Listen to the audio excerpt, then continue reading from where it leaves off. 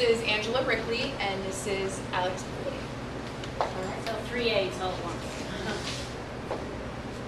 Awesome. So, All right, so we're going to start first with just a few brief definitions to make sure that we're all on the same page as far as what each of these things mean.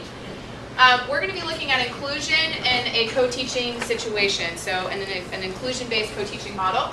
So inclusion is the practice of including students with disabilities in a regular education setting while providing those necessary supports for your students to be successful. So we've got these visuals up here of everybody being together and that participation and working together so that all students are successful.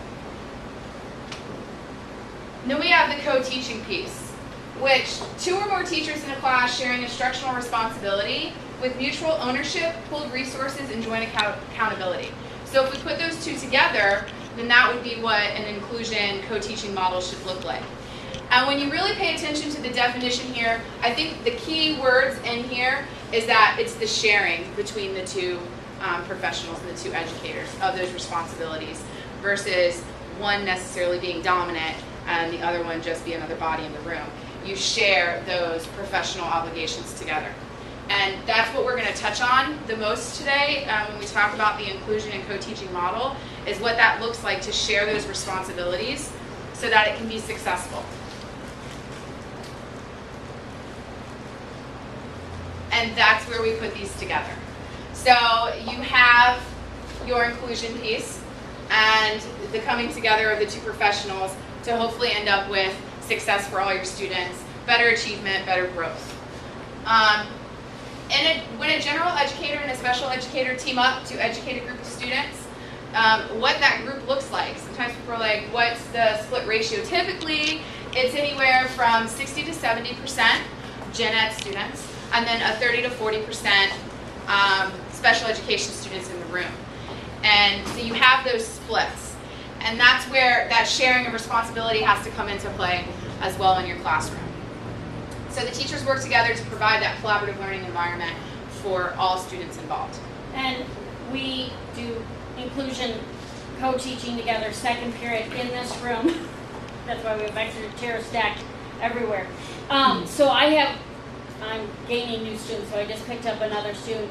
I think my total now, with them moving in some mainstream. Well, we just got a new one too. Right, so I'm up around 30, and then you bring 13. in 13. So we have 43 kids in this room, and then we have 2 teachers. It's fun. It is fun. I mean, you think you have space now. You should really see it with 43 But I will kids. say one benefit for us is my room is right on the other side of this wall. So when we have things where we get into some big groups, so it can get very loud when you have 43 students, working on something, we do have the luxury of taking half the class and splitting off and having them do some group work over there, so we don't have 43, lovely children talking at one time. So we do have that benefit. But so far, it's been a great experience, and we really think the kids are taking to it.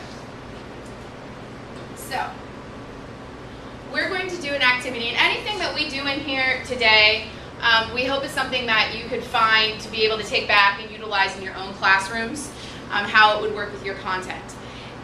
So we're going to do something called an I See, I Think, I Wonder, and you can use your sticky notes that are there on the table if you don't have anything else to write with. Here you go. There's some, sorry. And while watching the co-teaching example video, we want you to complete the following statements, which are I see, I think, and I wonder. And they'll be like stopping points within the video.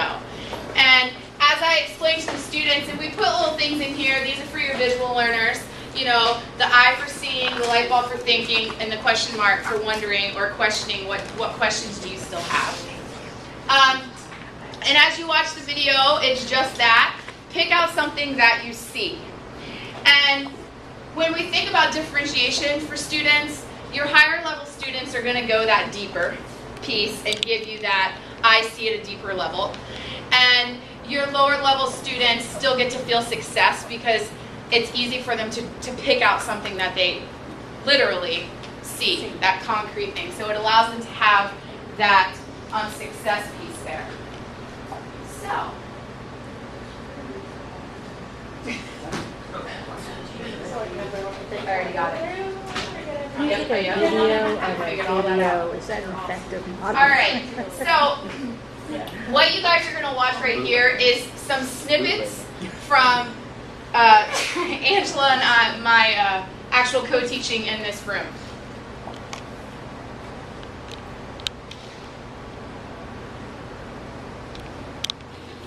I can use the relationships between words to better understand each word's meaning. Turn to a neighbor and talk.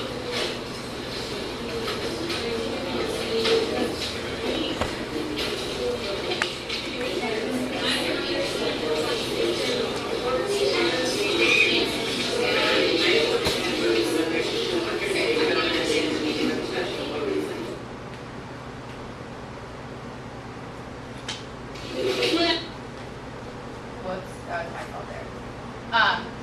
So, just based on what you saw in that small piece, complete the I see, I think, I wonder.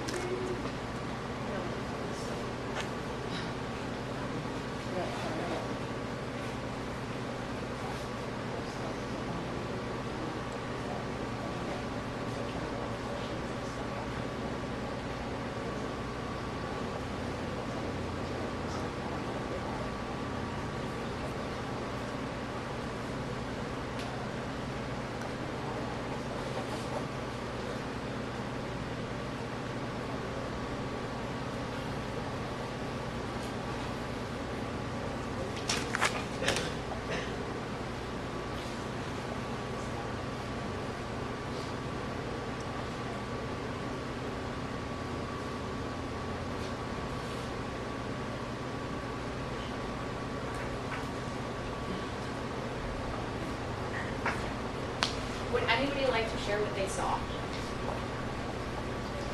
I don't. Okay. I saw turn to a neighbor and talk.